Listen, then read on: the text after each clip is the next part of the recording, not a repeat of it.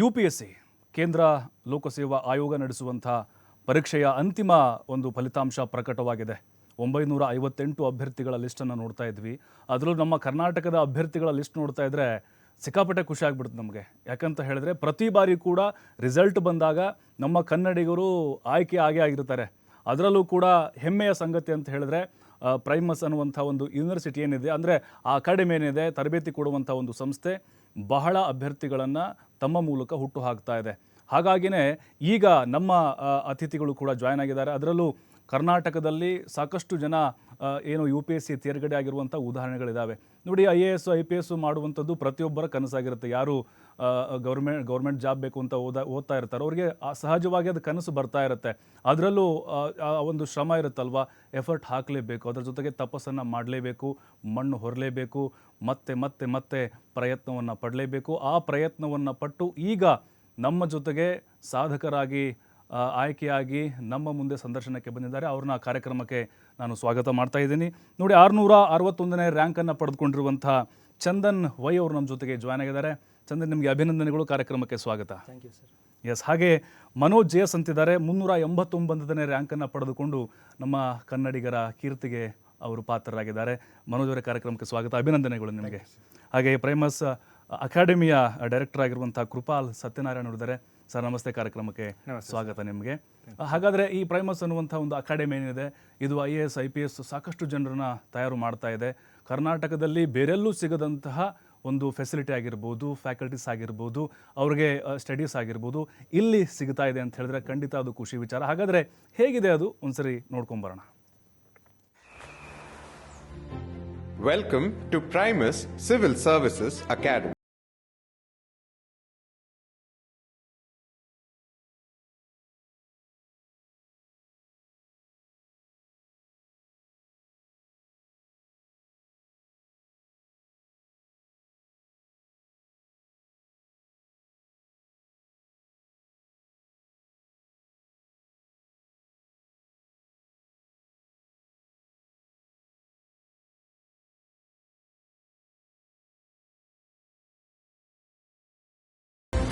Step into our meticulously curated library, stocked with every resource an aspirant needs.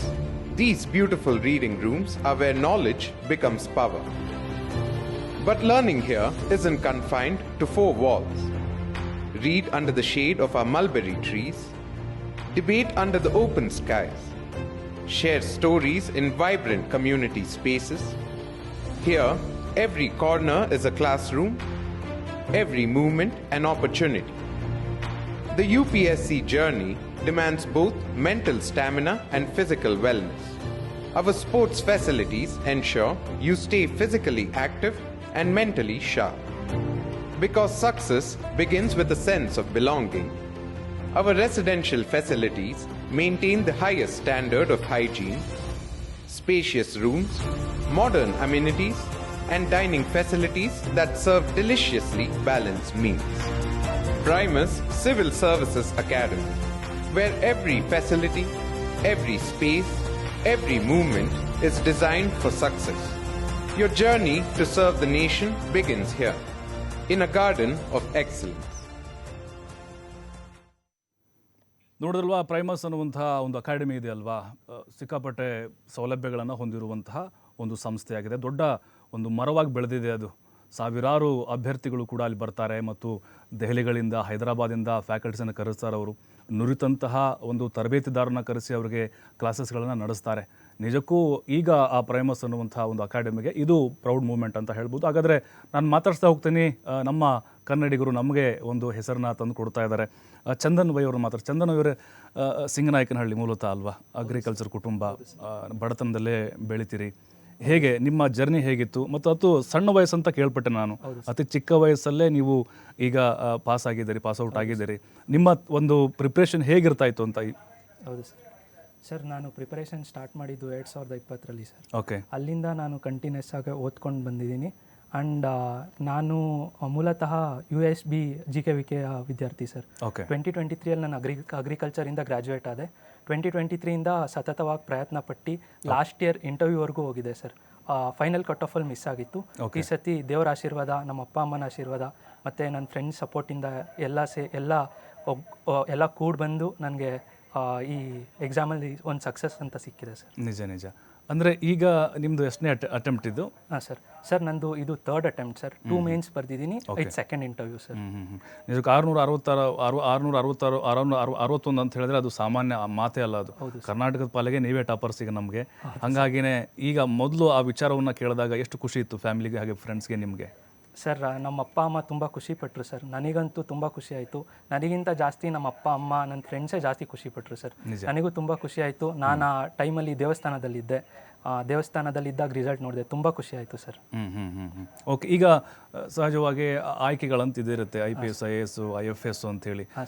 ನಿಮ್ಮ ಆಯ್ಕೆ, ನಿಮ್ಮ ಮೊದಲ ಆದ್ಯತೆ ಏನಂತ ಹೇಳಿ? ಹಾಂ ಸರ್ ನನ್ನ ಮೊದಲ ಆದ್ಯತೆ ಬಂದು IAS ಇತ್ತು ಸರ್. ಎರಡನೇದು ಬಂದು IPS ಇತ್ತು ಸರ್.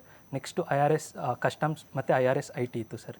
ನನಗೆ ಈಗ ಬಂದಿರೋ ಮಾರ್ಕ್ಸಲ್ಲಿ ನಾನು IRS ಎಕ್ಸ್ಪೆಕ್ಟ್ ಮಾಡ್ತಿದ್ದೀನಿ sir. Okay. Revenue service, Indian revenue service. Okay sir, ಒಳ್ಳೆಯದಾಗಲಿ ಸರ್ ನಿಮಗೆ. ಥ್ಯಾಂಕ್ ಯು UFI ಕಡೆಯಿಂದ. ಮನೋಜ್ ಅವರೇ, ನಿಮ್ಮನ್ನು ನೋಡ್ತಾ ಇದ್ರೆ ನನಗೆ ಒಬ್ಬ IPS ಆಫೀಸರ್ ಕಾಣಿಸ್ತಾ ಇದೆ ನಿಜವಾಗ್ಲೂ. ಯಾಕಂತ ಹೇಳಿದ್ರೆ ನಾವು ಪೊಲೀಸ್ ಅಧಿಕಾರಿಗಳು ನೋಡ್ತಾ ಇರ್ತೀವಿ, ಆ ಕಳೆದೆ ನಿಮಗೆ IPS ನಿಮ್ಮ ಆಯ್ಕೆ, ಮೊದಲ ಆಯ್ಕೆ ಅಂತ ಹೇಳಿ. ಹಾಗಾದರೆ ಸರ್ IPS ಹೌದು ಸರ್. ತಾವು ಸಕಲೇಶ್ಪುರ ಮೂಲದವರು. ಅಮ್ಮ ಇದ್ದಿದ್ರೆ, ನಿಮ್ಮ ತಾಯಿಯವರು ಇದ್ದಿದ್ರೆ ಭಾಳ ಖುಷಿ ಪಡ್ತಾ ಇದ್ರು ಸರ್. ಪಾಪ ಅವ್ರನ್ನೇ ಮಿಸ್ ಮಾಡ್ಕೋತೀರಿ. ಅವ್ರು ಇದ್ದಿದ್ರೆ ಹೇಗೆ ಆ ಮಗನ ಖುಷಿ ಕ್ಷಣಗಳು ಹಂಚ್ಕೊಳ್ತಾ ಇದ್ರು? ಸರ್ ನನ್ನ 4-5ನೇ ವಯಸ್ಸಿನಿಂದ ನನ್ನ ಅಮ್ಮ ಈ ಥರ ಒಬ್ಬ ಅಧಿಕಾರಿಯಾಗಬೇಕು, IAS IPS ಅಧಿಕಾರಿಯಾಗಬೇಕು ಅನ್ನೋ ಒಂದು ಮೋಟಿವೇಶನ್ ಕೊಡ್ಕೊ ಬಂದಿದ್ದಾರೆ ಸರ್. ಅಂದರೆ ಈವನ್ ಆ ಚಿಕ್ಕ ವಯಸ್ಸಲ್ಲೇ ನಮ್ಮನ್ನು ಒಂದು ದೂರದ ಪ್ಲೇಸಿಗೆ ಕಳಿಸಿ ನಮಗೆ ಒಳ್ಳೆ ಎಜುಕೇಷನ್ ಸಿಗಲಿ, ನಮ್ಮ ಹಳ್ಳಿಲಿ ಸಿಗ್ದಲೇ ಇರೋದ್ರಿಂದ ಒಂದು ಎಜುಕೇಷನ್ ಸಿಗಲಿ ಅಂತ 3-4 ವರ್ಷಕ್ಕೆ ಮಕ್ಕಳನ್ನ ದೂರ ಇಟ್ಟು ಓದಿಸೋದು ಸರ್. ಅವರ ಆ ಡೆಡಿಕೇಶನ್, ಅವರ ಆ ಸ್ಯಾಕ್ರಿಫೈಸಿಂದ ನಾವು ಇಲ್ಲಿದ್ದೀವಿ ಸರ್. ಅಂದರೆ ನಾನು 7 ವರ್ಷದಲ್ಲಿದ್ದಾಗ ಅವ್ರು ತೀರ್ಕೊಂಡ್ರು ಕೂಡ ನಾನು ಅವರಿಗೆ ಒಂದು ಕೊಟ್ಟಿದ್ದ ಪ್ರಾಮಿಸ್, ಸೊ ಅದನ್ನು ಇಲ್ಲಿ ತನಕ ಕಾಪಾಡ್ಕೊಬರೋದ್ರಲ್ಲಿ ಇವತ್ತು ಆ ಸಕ್ಸಸ್ ಸಿಕ್ಕಿರೋದ್ರಿಂದ, so I want dedicate this success to her sir. For me she has been my support system. ನಿಜ ನಿಜ.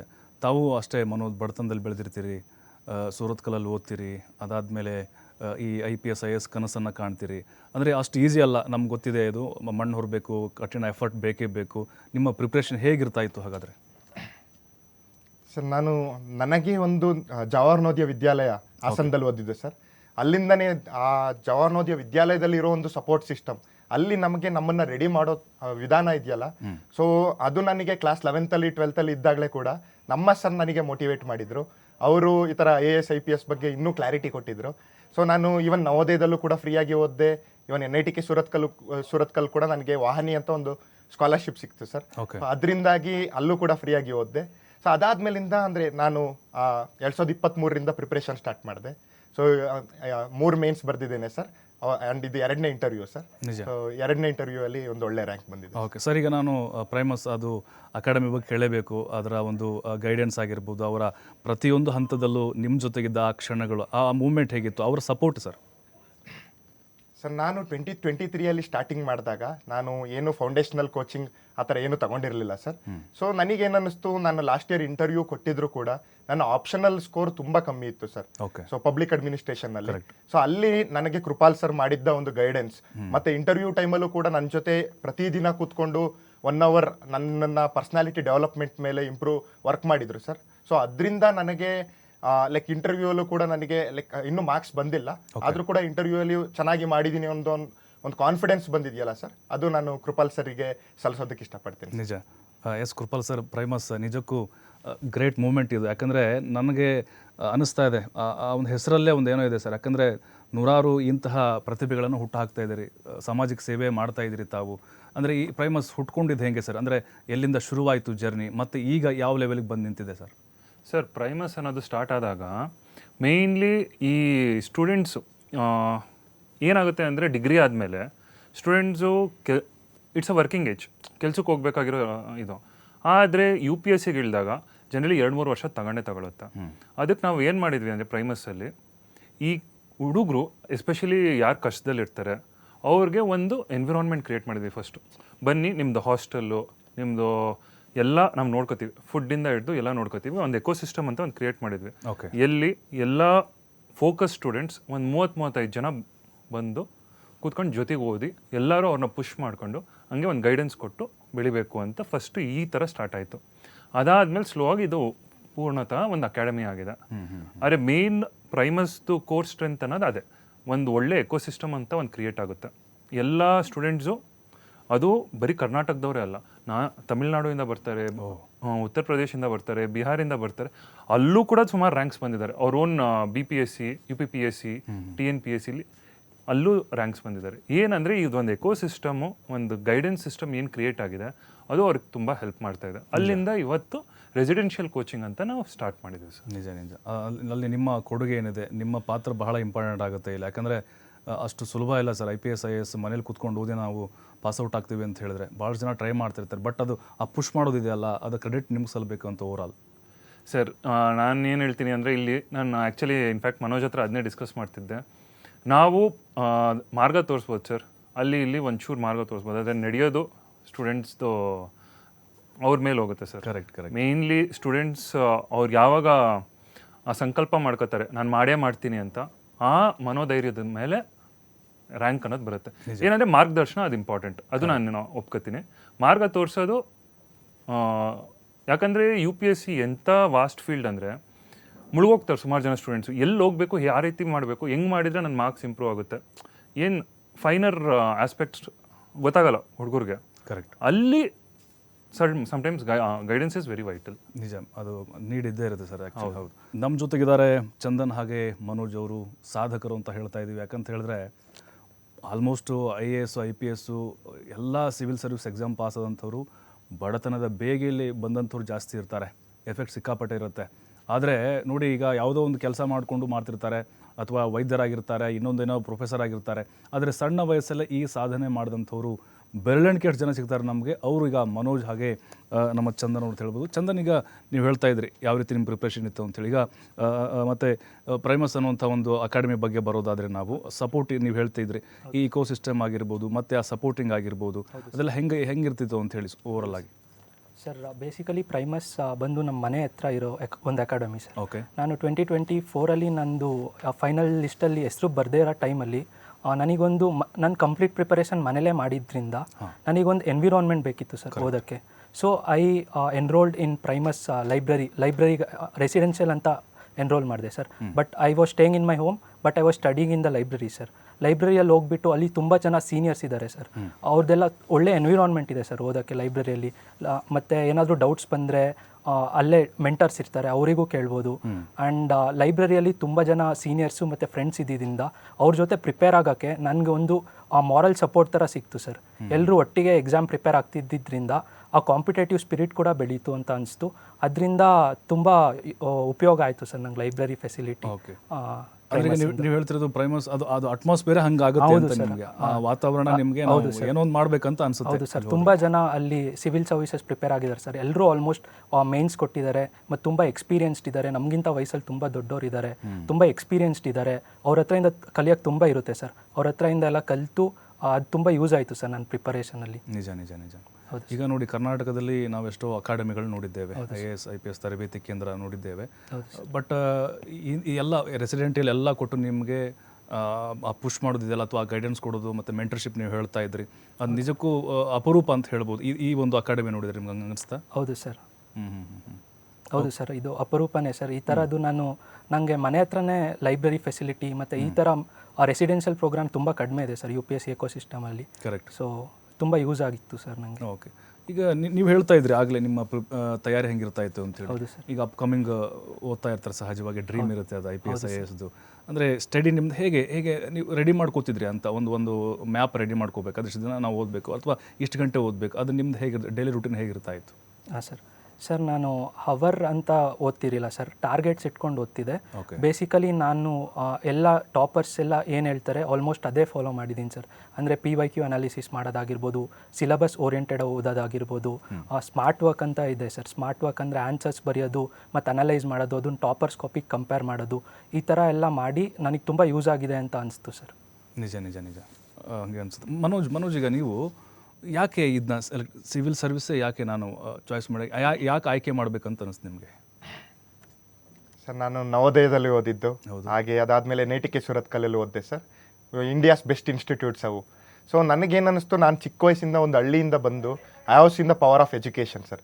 ಒಂದು ಎಜುಕೇಷನ್ ಒಬ್ಬ ಒಬ್ಬ ಬಡ ಸ್ಟೂಡೆಂಟಿಗೆ ಕೊಟ್ಟರೆ ಅವ್ನ ಲೈಫಲ್ಲಿ ಅದು ಟ್ರಾನ್ಸ್ಫಾರ್ಮೇಷನ್ ಕೇವಲ ಲೈಫಲ್ಲಿ ಅಲ್ಲ ಮಾತ್ರ ಸರ್, ಅವರ ಫ್ಯಾಮಿಲಿಗೆ ಮತ್ತು ಅವನ ಹಳ್ಳಿಗೆ ಒಂದು ಇನ್ಸ್ಪಿರೇಷನ್ ಆಗ್ತಾರೆ ಸರ್. ನಿಜ. ಸೊ ನನಗೆ ಏನು ಅಂದರೆ, ನಾನು ಮುಂದೆ ಒಬ್ಬ ಅಧಿಕಾರಿಯಾಗಿ IPS ಅಥವಾ IAS ಅಧಿಕಾರಿಯಾಗಿ ನಾನು ಬೇರೆಯವರಿಗೆ ಇದೇ ಥರ ಎಜುಕೇಷನ್ ಕೊಡಬೇಕು, ನಾನು ಬೇರೆಯವರಿಗೆ ಎಷ್ಟಾಗುತ್ತೋ ಆ ಥರ ಸಪೋರ್ಟ್ ಮಾಡಬೇಕು, ಅಂದರೆ ನಾನು ಮುಂದೆ ಈ ಥರ ಮೆಂಟರ್ಶಿಪ್ ಕಂಟಿನ್ಯೂ ಮಾಡಬೇಕು ಅನ್ನೋದೊಂದು ನಂದು ಗುರಿ ಇದೆ sir.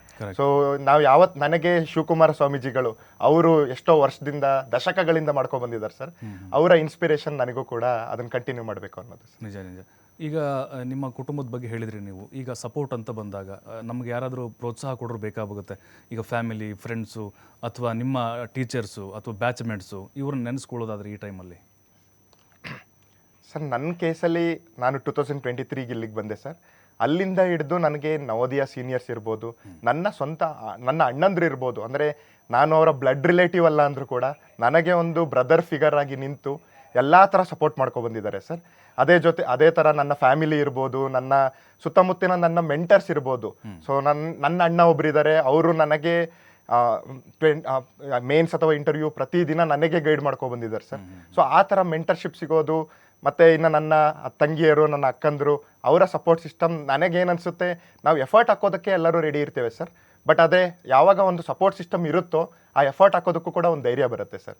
So I am really grateful, ಅವರಿಗೆ ಆ ಥ್ಯಾಂಕ್ಸ್ ಹೇಳೋದಕ್ಕೆ ಇಷ್ಟಪಡ್ತೇನೆ. ಡಿಫ್ರೈಮಸ್ ಅಕಾಡೆಮಿ ಅನ್ನುವಂಥದ್ದು ಬಹಳ ಅಭ್ಯರ್ಥಿಗಳಿಗೆ ಈ ಥರ ಗೈಡೆನ್ಸನ್ನು ಕೊಟ್ಟು ಅಥವಾ ಅವರಿಗೆ ತರಬೇತಿಯನ್ನು ಕೊಟ್ಟು ಇವತ್ತು ದೇಶದ ಬೇರೆ ಬೇರೆ ರಾಜ್ಯಗಳಲ್ಲಿ ಸಿವಿಲ್ ಸರ್ವಿಸ್ ಸೇವೆಯನ್ನು ಮಾಡಲಿಕ್ಕೆ ಅವಕಾಶವನ್ನು ಮಾಡಿಕೊಡ್ತಾ ಇದೆ. ಕೃಪಾಲ್ ಅವರಾಗಲೇ ಹೇಳ್ತಾ ಇದ್ರಿ ನೀವು ಫ್ಯಾಕಲ್ಟೀಸ್ ಬಗ್ಗೆ. ಈಗ ಇಂಟರ್ವ್ಯೂಸ್ ಅಂತ ಬಂದಾಗ ಅಥವಾ ಈ ಪ್ರಾಕ್ಟಿಕಲ್ ಅಪ್ಪ, ನಾನು ಡೈರೆಕ್ಟಾಗಿ ಅವ್ರನ್ನ ಸೀನಿಯರ್ಸರನ್ನ ಕರೆಸಿ ಅಥವಾ ಯಾರು ರಿಟೈರ್ಡ್ ಆಫೀಸರ್ನ ಕರೆಸಿ ಅವ್ರ ಜೊತೆ ಕಮ್ಯುನಿಕೇಷನ್ ಮಾಡೋದು, ಇದೆಲ್ಲ ಇದೆಯಾ ನಿಮ್ಮಲ್ಲಿ? ಎಸ್ ಸರ್, ನಾವು ಇಂಟರ್ವ್ಯೂ ಪ್ರೋಗ್ರಾಮ್ ಬರೀ ಒಂದು ಏನಂತೀರ ಮಾಕ್ ಇಂಟರ್ವ್ಯೂಸ್ ಅಂತ ಮಾಡ್ತಾರೆ ಎಲ್ಲ ಇನ್ಸ್ಟಿಟ್ಯೂಟು, ಬರೀ ನಾವು ಅದ್ರ ಮೇಲೆ ಫೋಕಸ್ ಮಾಡಲಿಲ್ಲ.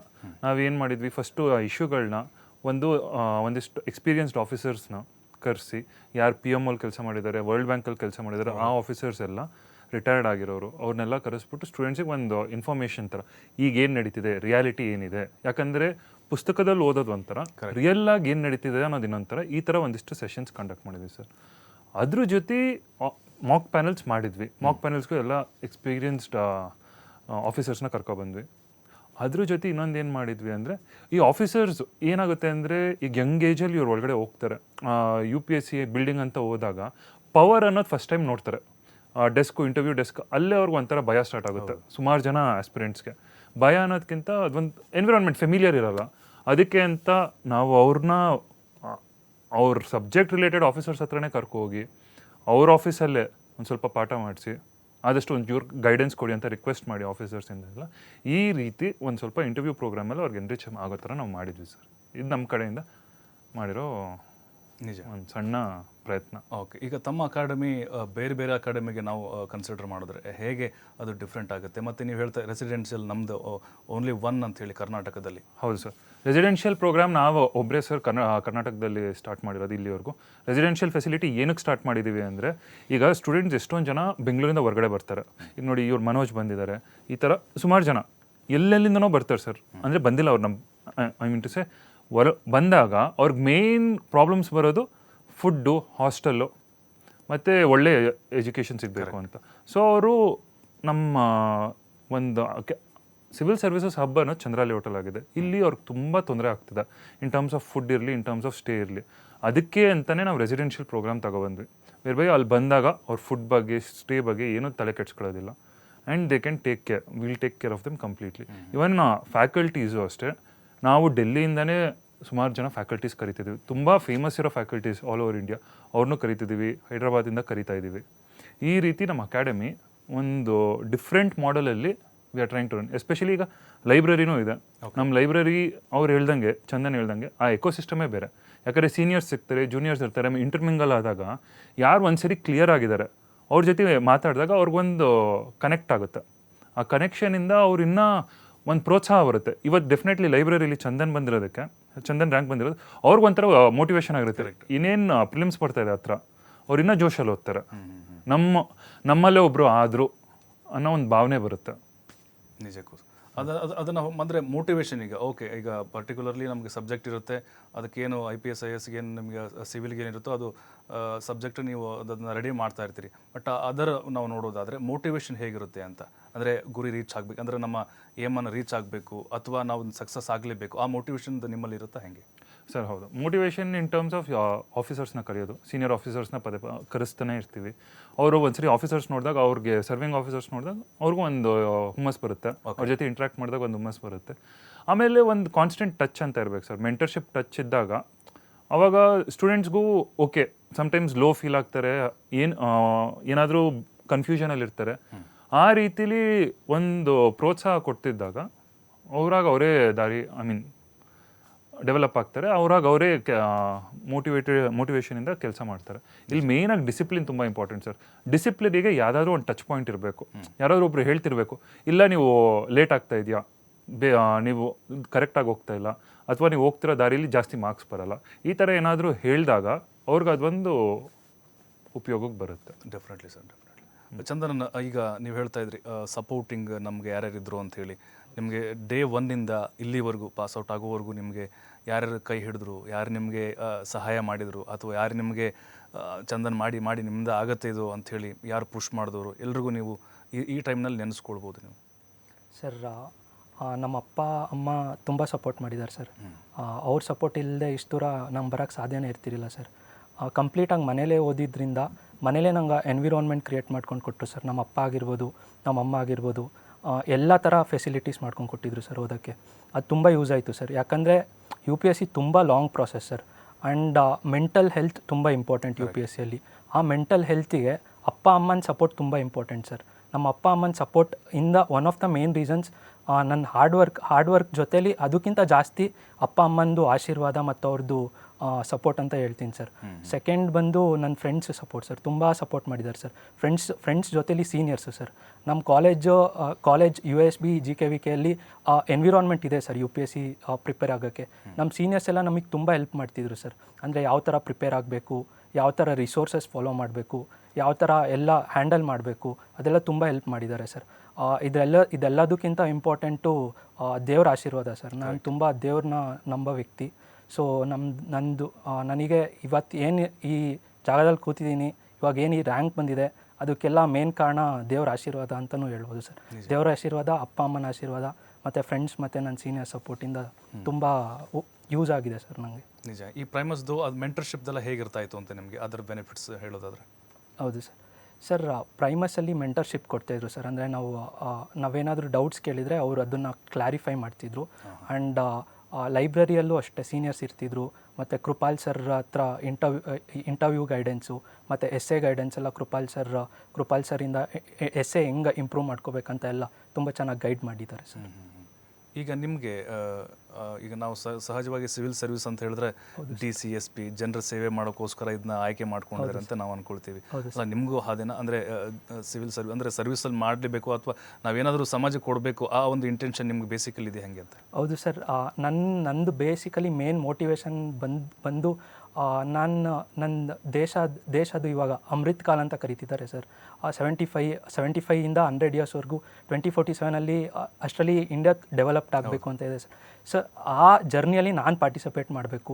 There is no better way to participate in that journey than becoming an all India service officer ಅಂತ ನಾನು ನಂಬ್ತೀನಿ ಸರ್. ಇದು ಒಂದು ರೀಸನ್ ಸರ್. ಎರಡನೇ ರೀಸನ್ ಬಂದುಬಿಟ್ಟು ನಾನು ಓದಿರೋದು ಅಗ್ರಿಕಲ್ಚರ್ ಸರ್.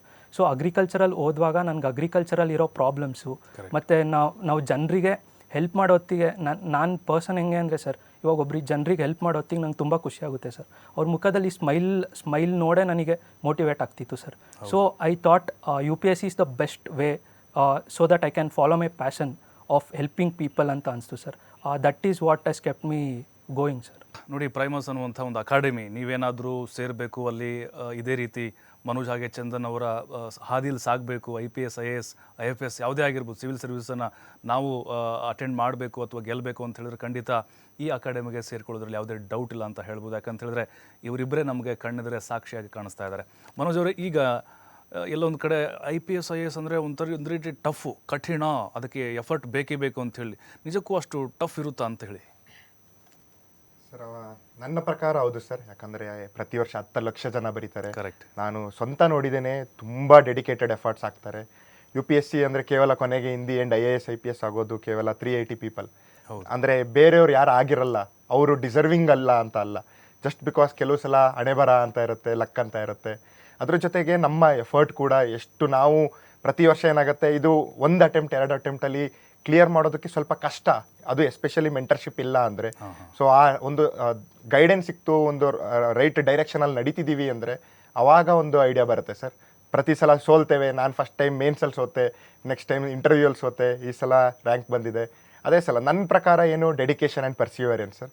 ನನಗೆ ನೆನಪಿದೆ, ಕೆಲವು ಸಲ 15 ಅವರ್ ಓದಿದ್ದಿದೆ ದಿನಕ್ಕೆ, ಮೇನ್ಸ್ ಟೈಮಲ್ಲೆಲ್ಲ ಇಂಟರ್ವ್ಯೂಗೆಲ್ಲ ಲೈಕ್ 15 ಅವರ್ಸ್ ಆ ಥರ ಓದಿದ್ದಿದೆ. ಅಂದರೆ ನನ್ನ ಪ್ರಕಾರ UPSC ಏನಕ್ಕೆ ಟಫ್ ಅಂದರೆ, ಒಂದು ನಾವು ಈ ಸೈಕಲಲ್ಲಿ 4-5 ವರ್ಷ ಇರೋದ್ರಿಂದ ಒಂದು ಫ್ಯಾಮಿಲಿ ಸಪೋರ್ಟ್ ಇರಬೇಕು. ನನಗೆ ನಮ್ಮ ತಂದೆ ಆ ಥರ ಸಪೋರ್ಟ್ ಆಗಿ ನಿಂತಿದ್ದಾರೆ, ಅದೇ ಥರ ನಮಗೆ ಒಂದು ಮೆಂಟರ್ಶಿಪ್ ಸಪೋರ್ಟ್ ಗೈಡೆನ್ಸ್ ಇರಬೇಕು. ಅದ್ರ ಜೊತೆಗೆ ನಮಗೂ ಕೂಡ 5 ವರ್ಷ ಸಸ್ಟೇನ್ ಆಗೋಷ್ಟು ಡೆಡಿಕೇಶನ್ ಇರಬೇಕು ಸರ್. ಸೊ ಅದಕ್ಕೇ UPSC ಮಾಡ್ಬೋದು, ಒಬ್ಬ ಬಡ ಇದರಿಂದ ಬಂದಿದ್ರೂ ಮಾಡ್ಬೋದು. ಒಂದು ರೈಟ್ ಡೈರೆಕ್ಷನ್ ಬೇಕು, ಆ ಛಲ ಬೇಕು ಸರ್. ನಿಜ, ಡೆಫಿನೆಟ್ಲಿ ಸರ್. ಕೃಪಾಲ್ ಸರ್, ಈಗ ನೀವು ಹೇಳ್ತಾ ಇದ್ರಿ ನಿಮ್ಮ ಅಕಾಡೆಮಿ ಬಗ್ಗೆ, ಈಗ ಕೇವಲ ಸರ್ವಿಸ್ ಬಗ್ಗೆ, ಈಗ ಸರ್ವಿಸ್ ನಾವು ಏನೋ ಒಂದು ಆಯ್ಕೆ ಮಾಡ್ಕೊಳ್ತೀವಿ, SPನೋ ಅಥವಾ DCನೋ ಆಯ್ಕೆ ಮಾಡ್ಕೊಳ್ತೀವಿ, ಅಲ್ಲಿ ಹೆಂಗೆ ಸರ್ವಿಸ್ ಮಾಡಬೇಕು, ಜನರ ಜೊತೆಗೆ ಹೇಗೆ ಬೆರೀಬೇಕು, ಅದರ ಜೊತೆಗೆ ನೀವು ಒಂದು ರಾಷ್ಟ್ರ, ಒಂದು ನ್ಯಾಷನಲಿಸಮ್ ಅನ್ನುವಂಥದ್ದು ಕೂಡ ನಿಮ್ಮ ಅಕಾಡೆಮಿಯಲ್ಲಿ ನಾನು ಕೇಳ್ಪಟ್ಟೆ ಇದೆ ಅಂತ ಹೇಳಿ. ಹೌದು ಸರ್. ಸಿವಿಲ್ ಸರ್ವಿಸಸ್ ಇಳಿಯೋದೆ ರಾಷ್ಟ್ರಕ್ಕೋಸ್ಕರ ಸೇವೆ ಮಾಡೋದಕ್ಕೆ. ಎಲ್ಲರೂ ಅದೇ ಮನೋಭಾವದಿಂದ ನಾವು ರಾಷ್ಟ್ರಕ್ಕೆ, ಅವ್ರು ಹೇಳ್ದಂಗೆ ಅಮೃತ್ ಕಾಲ ಅಂತ ಬರ್ತಾ ಇದೆ ಈಗ. ಅದು ಈ ಟೈಮಲ್ಲಿ ಒಂದು ಸಿವಿಲ್ ಸರ್ವೆಂಟ್ ಆಗೋದು ಒಂದು ಒಳ್ಳೆ ಆಪರ್ಚುನಿಟಿ. ಹಿಂದೆ ಮಾಡಿರೋ ಸಿವಿಲ್ ಸರ್ವೆಂಟ್ಸ್ ಫೌಂಡೇಶನ್ ಒಂದಿದೆ ಈಗ ಇಂಡಿಯಾ ಟೇಕ್ ಆಫ್ ಆಗೋ ಟೈಮಲ್ಲಿ. ಆ್ಯಂಡ್ ಇದಕ್ಕೆ ಪ್ರತಿಭಾವಂತ ವಿದ್ಯಾರ್ಥಿಯವರೇ ಬೇಕು. ಅಂದರೆ ಯಾರು ಟೆಕ್ನಾಲಜಿ ಚೆನ್ನಾಗಿ ಗೊತ್ತಿರುತ್ತೆ, ಯಾರಿಗೆ ಒಳ್ಳೆ ಅನಾಲಿಟಿಕಲ್ ಥಿಂಕಿಂಗ್ ಇರುತ್ತೆ, ಈ ಥರ ಬೇಕು. ಆ್ಯಂಡ್ ನ್ಯಾಷನಲಿಸಮ್ ಅನ್ನೋ ಸ್ಪಿರಿಟ್ಟು ಡೆಫಿನೆಟ್ಲಿ 1 ವರ್ಷ ಆದಮೇಲೆ ಅವ್ರಿಗೆ, ಯಾಕಂದರೆ ಹಿಸ್ಟ್ರಿ ಇವೆಲ್ಲ ಯಾವಾಗ ಓದ್ತಾರೆ, ನಮ್ಮ ಹಿಸ್ಟ್ರಿ ಬಗ್ಗೆ, ನಮ್ಮ ಜಾಗ್ರಫಿ ಬಗ್ಗೆ ಯಾವಾಗ ತಿಳ್ಕೊತಾರೆ, ಅದು ನ್ಯಾಷನಲಿಸಮು, ಪೇಟ್ರಿಯಾಟಿಸಮ್ ಅನ್ನೋದು ತುಂಬ ಸ್ಟ್ರಾಂಗಾಗಿ ಬೆಳೆಯುತ್ತೆ. ಅದು ಒಂದು ಸರಿ ಸಿವಿಲ್ ಸರ್ವಿಸಿಗೆ ಓದಿದರೆ ಅದು ಯಾವತ್ತೂ ಹೋಗಲ್ಲ ಸರ್. ಪೇಟ್ರಿಯಾಟಿಸಮ್ ಅನ್ನೋದು ಇನ್ನೂ ಸ್ಟ್ರೆಂಥನ್ ಆಗಿ ನಮ್ಮ ದೇಶದ ಬಗ್ಗೆ ಗೊತ್ತಾಗುತ್ತೆ. ನಾನು ಅದಕ್ಕೆ ಎಷ್ಟೋ ಜನಕ್ಕೆ ಹೇಳ್ತಿರ್ತೀನಿ, ಒಂದು ಸರಿ ಓದಿ ಸಿವಿಲ್ ಸರ್ವಿಸ್ಗೆ, ನೀವು ಮಾಡ್ತೀರಾ ಬಿಡ್ತೀರಾ, ಒಂದು ಸರಿ ಓದಿ. ಯಾಕಂದರೆ ದೇಶದ ಒಳ್ಳೆ ನಾಗರಿಕರಾಗಿ ಬದುಕ್ಬೋದು, ದೇಶದಲ್ಲಿ ಏನು ನಡೀತಿದೆ ಅಂತ ತಿಳ್ಕೊಬೋದು. ಇಲ್ಲ ಅಂದರೆ ಯಾವಾಗಲೂ ನಾವು ನೋಡ್ತಿದ್ದೀವಿ, ಈಗ ಹೊಸ ಜನ್ರೇಷನ್ ಕ್ಲೂಲೆಸ್ ಆಗಿರ್ತಾರೆ, ಏನು ಮಾಡಬೇಕು ಅಂತ ಗೊತ್ತಿರಲ್ಲ, ದೇಶದ ಬಗ್ಗೆ ಏನು ನಡೀತಿದೆ ಅಂತ ಗೊತ್ತಿರಲ್ಲ. ಹೌದು. ಒಂದು ಸರಿ ಸಿವಿಲ್ ಸರ್ವಿಸ್ಗೆ ಹೋದರೆ ಕರೆಕ್ಟಾಗಿ ಗೊತ್ತಾಗುತ್ತೆ ಅವ್ರಿಗೆ, ಏನು ಎತ್ತ ನಮ್ಮ ದೇಶ ಅಂದರೆ ಏನು ಕಷ್ಟಗಳಿದೆ, ಏನು ಸೌಲಭ್ಯಗಳಿದೆ, ಏನು ಆಪರ್ಚುನಿಟೀಸ್ ಇದೆ. ಮತ್ತು ಪೇಟ್ರಿಯಾಟಿಸಮ್ ಅನ್ನೋದು ಡೆಫಿನೆಟ್ ಇದು ಬಂದೇ ಬರುತ್ತೆ ಎಲ್ಲ ಸಿವಿಲ್ ಸರ್ವಿಸಸ್ ಓದಿರೋರಿಗೆ, ಸರ್ವೆಂಟು ಅಲ್ಲ. ಹೌದು ಸರ್. ಈಗ ಗೌರ್ಮೆಂಟ್ ಜಾಬ್ ಅಂತ ಹೇಳಿ ಓದೋಕೆ ಹೋಗಿರ್ತಾರೆ, ಬೇರೆ ಬೇರೆ ಅಕಾಡೆಮಿಯಲ್ಲಿ ಟ್ರೈನಿಂಗ್ ತೆಗೆದುಕೊಂಡಿರ್ತಾರೆ, ಈ SDA FDA ಸಿವಿಲ್ ಪೊಲೀಸು ತೆಗೆದುಕೊಂಡಿರ್ತಾರೆ. ಈಗ ನಿಮ್ಮ ಅಕಾಡೆಮಿಗೆ ಬರಬೇಕು ಅಂತ ಹೇಳಿದ್ರೆ, ಇಲ್ಲಪ್ಪ ಈಗ ಡಿಗ್ರಿ ಅವ್ರದ್ದು ಮುಗೀತು, ಡಿಗ್ರಿ ಮುಗೀತು, ಅಥವಾ ಇನ್ಯಾವುದೋ ಟ್ರೈನಿಂಗ್ ಮುಗಿಸಿರ್ತಾರೆ, ಅಥವಾ ಯಾವುದೋ ಒಂದು ಅಟೆಂಪ್ಟ್ ಆಗಿರುತ್ತೆ, ಅಲ್ಲಿ ಫೇಲ್ ಆಗಿರ್ತಾರೆ, ಯಾವ ಮೂಮೆಂಟಲ್ಲಿ ಬಂದರೆ ನಿಮ್ಗೆ ಅಂದರೆ ಬೆನಿಫಿಟ್ ಆಗುತ್ತೆ ಅಂತ ನಮಗೆ ಅಭ್ಯರ್ಥಿಗಳಿಗೆ? ಸರ್, ನಮ್ಮ ಅಕಾಡೆಮಿಲಿ ಎಲ್ಲ ಹಂತದಲ್ಲೂ ಬರ್ಬೋದು ಸರ್. ಈಗ ರೆಸಿಡೆನ್ಷಿಯಲ್ ಕೋಚಿಂಗ್ ಏನು ಕೊಡ್ತಿದ್ದೀವಿ, ಫೌಂಡೇಶನ್ ಏನೂ ಗೊತ್ತಿಲ್ಲದೆ ಇರೋರು ಬರ್ಬೋದು. ಸೊ ಈ ಫೀಲ್ಡ್ ಬಗ್ಗೆ ಫಸ್ಟ್ ಟೈಮ್ ಗೌರ್ಮೆಂಟ್ ಸರ್ವಿಸ್ ಬೇಕು, ನಂಗೆ ಏನಾಗಬೇಕು ಅಂತ ತಿಳುವಳಿಕೆ ಬೇಕು ಅಂದ್ರೆ ಅವರು ಬರ್ಬೋದು. ಯಾರು ಅಟೆಂಪ್ಟ್ಸ್ ಕೊಟ್ಟಿದ್ದಾರೆ ಅವ್ರಿಗೂ ಚಂದನ್ ಹೇಳ್ದಂಗೆ ಒಂದು ಒಳ್ಳೆಯ ಎಕೋಸಿಸ್ಟಮ್ ಇದೆ, ಅಲ್ಲಿ ಬಂದರೆ ಅವ್ರಿಗೆ ತಿಳುವಳಿಕೆ ಬರುತ್ತೆ. ಮೆಂಟರ್ಸ್ ಇರ್ತಾರೆ, ಸೀನಿಯರ್ಸ್ ಇರ್ತಾರೆ, ಗೈಡ್ ಮಾಡೋದಕ್ಕೆ ತುಂಬ ಜನ ಇರ್ತಾರೆ. ಇಂಟರ್ವ್ಯೂ ಗೈಡೆನ್ಸ್ಗೂ ಬರ್ಬೋದು. ಇಂಟರ್ವ್ಯೂ ಗೈಡೆನ್ಸ್ಗೂ ನಾವು ಹೇಳ್ದಂಗೆ ತುಂಬ ಡಿಫ್ರೆಂಟಾಗಿ ಮಾಡ್ತೀವಿ. ಈ ರೀತಿ ಅವ್ರಿಗೆ ಎಷ್ಟು ತಿಳುವಳಿಕೆ ಬರೋಕ್ಕಾಗುತ್ತೆ, ನಾವು ಎಷ್ಟು ಚಾಲೆಂಜ್ ಮಾಡ್ಬೋದು ಅವ್ರನ್ನ, ಯಾವ ರೀತಿಲಿ ಯೋಚನೆ ಮಾಡ್ಬೋದು, ಈ ರೀತಿ ಅನಾಲಿಟಿಕಲ್. ನಾನಂತೂ ಮನೋಜ್ ಜೊತೆ ಸುಮಾರು ಇಂಟರ್ವ್ಯೂ ಸೆಷನ್ಸ್ ಮಾಡ್ತಿದ್ವಿ. ಏನಾದರೂ ಒಂದು ಅನಾಲಿಸಿಸ್ ಅವ್ರಿಗೆ ಪುಷ್ ಮಾಡ್ತಿರ್ಬೇಕು, ಯೋಚನೆ ಮಾಡಿ ಈ ಥರ ಮಾಡಿ ಅಂತ. ಸೊ ನಾವು ಯಾವ ಹಂತದಲ್ಲಿ ಬಂದರೂ Primus is available. Yes sir. Sir, ನನ್ನ ಲಾಸ್ಟ್ ಕ್ವಶನ್, ಪ್ರೈಮಸ್ ಆಯ್ಕೆ ನಮ್ಮದು ಲಾಸ್ಟ್ ಯಾಕೆ ನಾವು ಪ್ರೈಮಸ್ಸಿಗೆ ಬರಬೇಕು? ಯಾಕೆ ಅಂದರೆ ಸರ್, ಪ್ರೈಮರ್ಸಿಗೆ ನೀವು ಬಂದರೆ ಮನೆ ಥರ ಎನ್ವಿರಾನ್ಮೆಂಟ್ ಇರುತ್ತೆ, ಪೂರ್ತಿ ಮನೆ ಥರ ನೋಡ್ಕೋತೀವಿ. ಆದರೆ ಶಿಕ್ಷಣ ಹೇಗೆ ಕೊಡಬೇಕು ಆ ರೀತಿ ಡಿಸಿಪ್ಲಿನಿಂದ ಒಂದು ಡೆಡಿಕೇಟೆಡ್ ಫ್ಯಾಕಲ್ಟಿ ಎಕೋಸಿಸ್ಟಮ್ ಜೊತೆ ಪ್ರೊವೈಡ್ ಮಾಡ್ತೀವಿ ಸರ್. ನಿಜಕ್ಕೂ ಥ್ಯಾಂಕ್ ಯು ಕೃಪಾಲ್ ಅವರೇ, ತಮಗೆ ಕಾರ್ಯಕ್ರಮದಲ್ಲಿ ಭಾಗಿಯಾಗೋದಕ್ಕೆ. ಥ್ಯಾಂಕ್ ಯು ಮನೋಜ್ ಅವರೇ, ಥ್ಯಾಂಕ್ ಯು. ಒಳ್ಳೆಯದಾಗಲಿ ಸರ್, ನಿಮಗೂ ಕೂಡ ಥ್ಯಾಂಕ್ ಯು. ಒಳ್ಳೆಯದಾಗಲಿ, ಜನಪರ ಸೇವೆಯನ್ನು ಮಾಡಿ ಅಂತ ನಾವು TV5 ಕಡೆಯಿಂದ ಆಶಿಸ್ತೇವೆ, ರಾಜ್ಯದ ಜನರ ಪರವಾಗಿ. ವೀಕ್ಷಕರೇ, ನೋಡಿ, ಪ್ರೈಮಸ್ ಅನ್ನುವಂಥ ಒಂದು ಅಕಾಡೆಮಿ ಬಗ್ಗೆ ನಾವು ಆಗಲಿಂದ ಹೇಳ್ತಾ ಇದ್ದೀವಿ. ಸಾಕಷ್ಟು ನಮ್ಮ ಕರ್ನಾಟಕದ ಅಭ್ಯರ್ಥಿಗಳು ಬೇರೆ ಬೇರೆ ರಾಜ್ಯಗಳಲ್ಲೂ ಕೂಡ ಸೇವೆಯನ್ನು ಸಲ್ಲಿಸ್ತಾ ಇದ್ದಾರೆ. ಹಾಗಾಗಿನೇ ಒಳ್ಳೆ ರ್ಯಾಂಕನ್ನು ಕೂಡ ತೆಗೆದುಕೊಳ್ತಾ ಇದ್ದಾರೆ. ನಿಮ್ಮ ಆಯ್ಕೆ ಬೆಸ್ಟ್ ಆಗಿರಲಿ. ಹಾಗಾಗಿ ಈ ಒಂದು ಅಕಾಡೆಮಿಯನ್ನು ನೀವು ಆಯ್ಕೆ ಮಾಡಿಕೊಂಡ್ರೆ ಖಂಡಿತವಾಗ್ಲೂ ಯಾವುದೇ ಡೌಟ್ ಇಲ್ಲ, ನಾವು ಹೇಳ್ತಾ ಇದ್ದೀವಿ. ಯಾಕಂದರೆ ಅಟ್ಮಾಸ್ಫಿಯರ್ ಹಾಗೆ ಇದೆ ನಿಮಗೆ, ಹಾಗೆ ಅಲ್ಲಿ ಎಲ್ಲವೂ ಕೂಡ ನಿಮಗೆ ಫೆಸಿಲಿಟಿ ಇದೆ ಮತ್ತು ರೆಸಿಡೆನ್ಸಿಯಲ್ ಕೂಡ ನಿಮಗೆ ಅನುಕೂಲ ಇದೆ ಅಂತ ಹೇಳ್ತಾ, ಮುಂದಿನ ದಿನಗಳಲ್ಲಿ ಅಲ್ಲಿ ಬರುವಂಥ ಎಲ್ಲ ಅಭ್ಯರ್ಥಿಗಳಿಗೆ ಒಳ್ಳೆಯದಾಗಲಿ, ಅವರು ಜನಪರವಾದಂಥ ಕೆಲಸ ಮಾಡಲಿ ಅಂತ ಹೇಳಿ TV5 ಕಡೆಯಿಂದ ನಾವು ಆಶಿಸ್ತಾ ಇದ್ದೇವೆ. ಇದು ಇವತ್ತಿನ ವಿಶೇಷ ಕಾರ್ಯಕ್ರಮ. ನೋಡ್ತಾರೆ TV5, ಇದು ವಾಸ್ತವದ ಪ್ರತಿರೂಪ.